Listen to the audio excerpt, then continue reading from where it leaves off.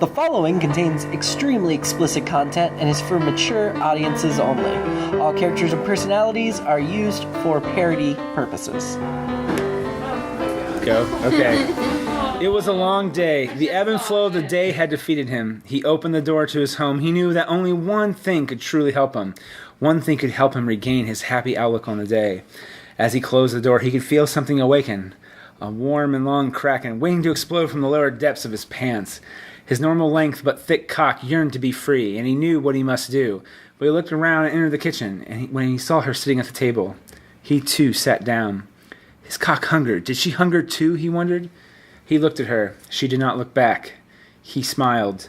The eerie quiet filled the room, and as the quiet hung over the room, like the dick did in his pants, right then he knew that she wanted it too. With no time, he reached over, his large hands grabbing her, touching her by running his hands up and down her base. You can't always just rush these things, though. He knew that you need to entice. You can't go in all willy-nilly.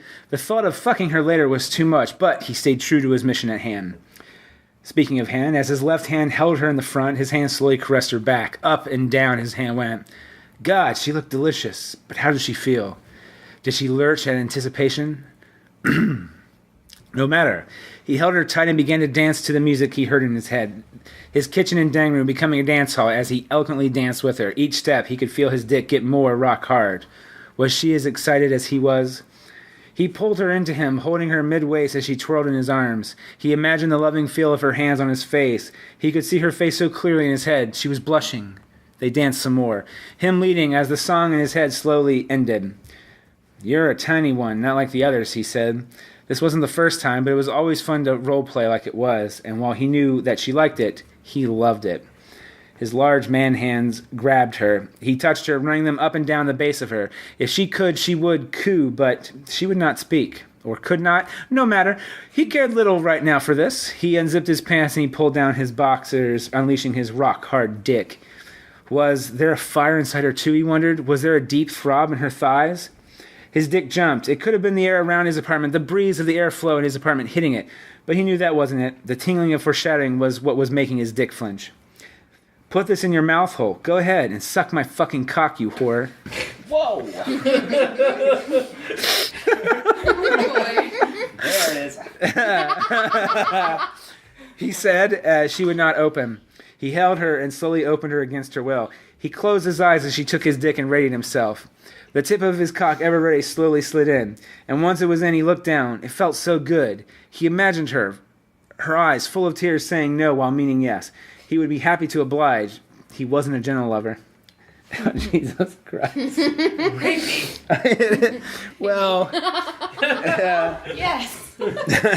Or character. He quickly held the back of her and began thrusting deep into her.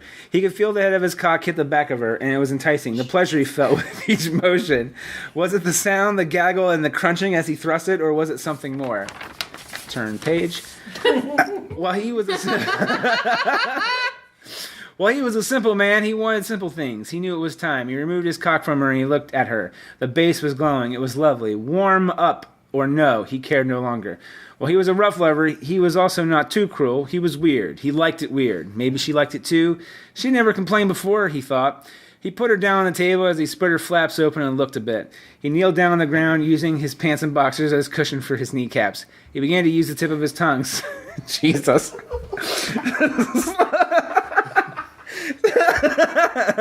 Jesus. Slowly licking ever so gently, ever so lightly. It was crunchy. His attempt at warming up did not work as he intended, no matter. He was going to fuck her pussy, wet or no. He took off his pants and boxers, putting them in a nice pile as he walked over to the kitchen. In a few steps, the cool air still hitting his dick as it flinched with excitement.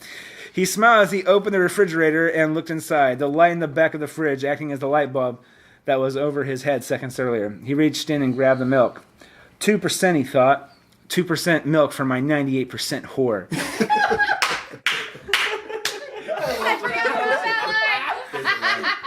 He walked back over and sat the milk gallon near the top of her. Holding the shaft of his cock, he began to jerk himself a few times to stay hard. He's going to want to stay hard for this. Hard for her. As he jerked with his right hand, he used his other hand to open the milk seal. Would she be crying? Would there be tears as to what would happen next? He held himself and slowly positioned himself, further positioning the tip of his cock, his head, at her slit. He reached over with his other hand, grabbed the gallon of 2% milk, and began to just pour. The creamy milk began to pour down her back and towards her slits and around his dick. He could feel her get wet inside her slits, and with one large squanch, he thrusted his cock deep inside her. Squanch.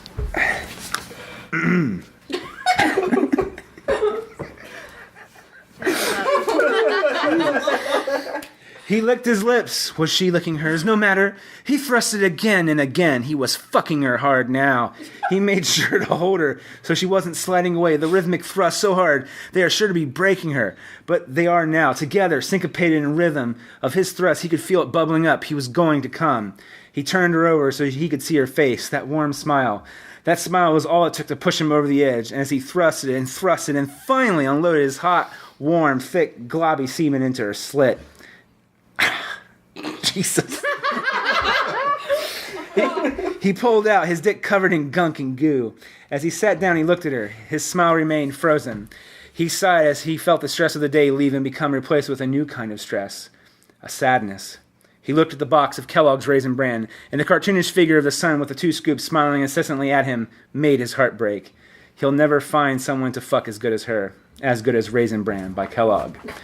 And that concludes this week's of Cereal, a podcast about fucking boxes of cereal on a serial basis.